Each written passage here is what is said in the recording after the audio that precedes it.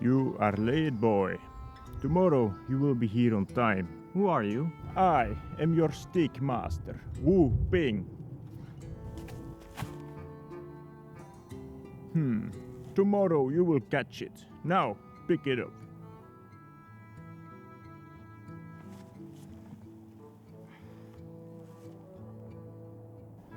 That is not a way, boy. It's too heavy. It is as heavy as it needs to be, just so, to make you strong. Now, let me see your grip. Okay? The grip must be delicate, boy. It must be part of your arm. But what if I drop it? Can you drop a part of your arm? No, you cannot. No, you are the stick, boy. Now, back to training. Since I was a child, I always looked up to things like this.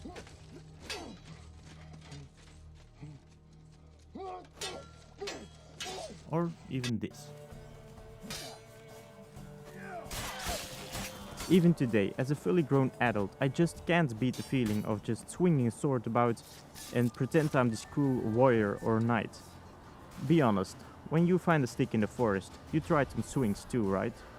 I can swing a stick about, but I was tired of being mediocre at this. So, I picked up a stick and started swinging.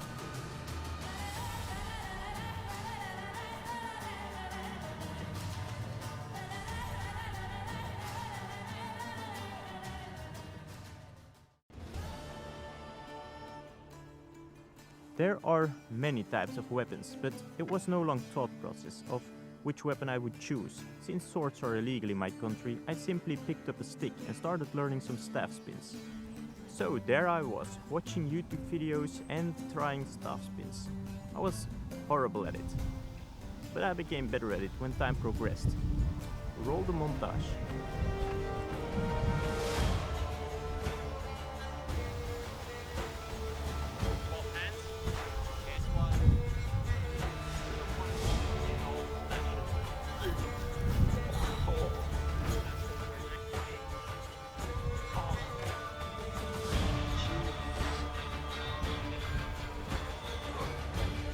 It's actually quite difficult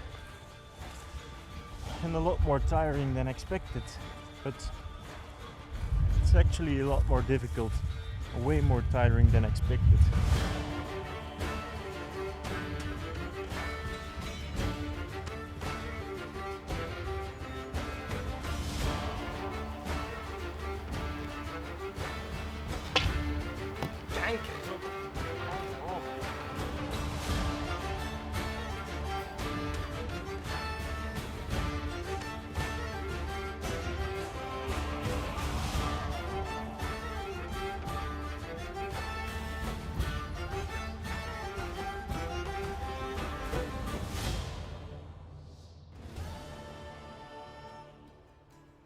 Firstly, which type of stick you choose depends greatly. If you are a beginner, it is best to start with a lightweight staff like hazel or willow, with a length between chest and chin height and around 3 cm wide. You can also just pick up a broomstick.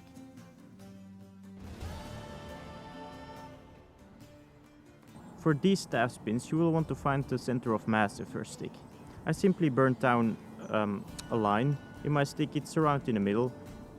It's usually in the middle of your stick, but if you are not sure, you can use this simple trick by just sliding down your stick, and just slide it down in the middle until you find your center of mass. That's where you want to grip it.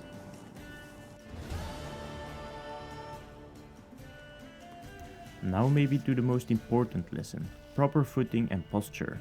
For these spins, you want to have a straight back and glutes tucked in a bit.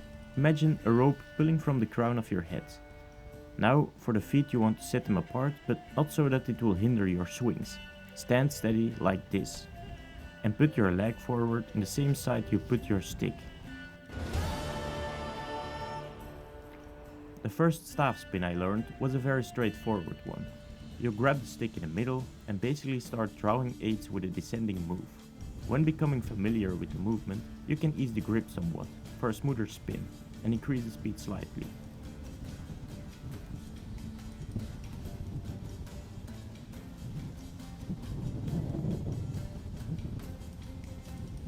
The next spin is about the same, but in reverse.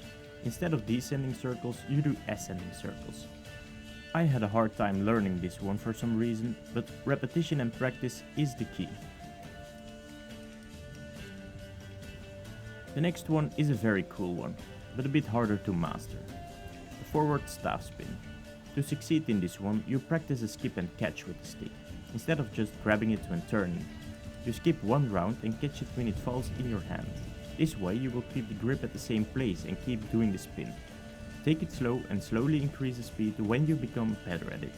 The final move for today is spinning your staff behind your back. It may look difficult, but it is actually not so hard. When coming from your descending staff spin, instead of completing your descending 8 in front, you spin in behind your back like so. And grabbing the stick like this and taking over with the other one, you naturally flow into an ascending staff spin. Now, combining them is another ball game and requires a lot of training. To switch from hand to hand, you can try a simple skip and catch. To go from ascending to descending, you simply turn around. And when changing direction during your front staff spin, you also just turn around.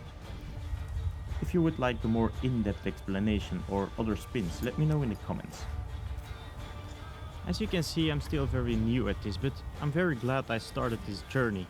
It really teaches you dexterity and agility with your stick. And also, if you want to practice more stick fighting lessons in the future, this is a good start to begin with. It teaches you also endurance, wrist mobility, and all sorts of stuff like that. So, having said that, pick up your stick and start training.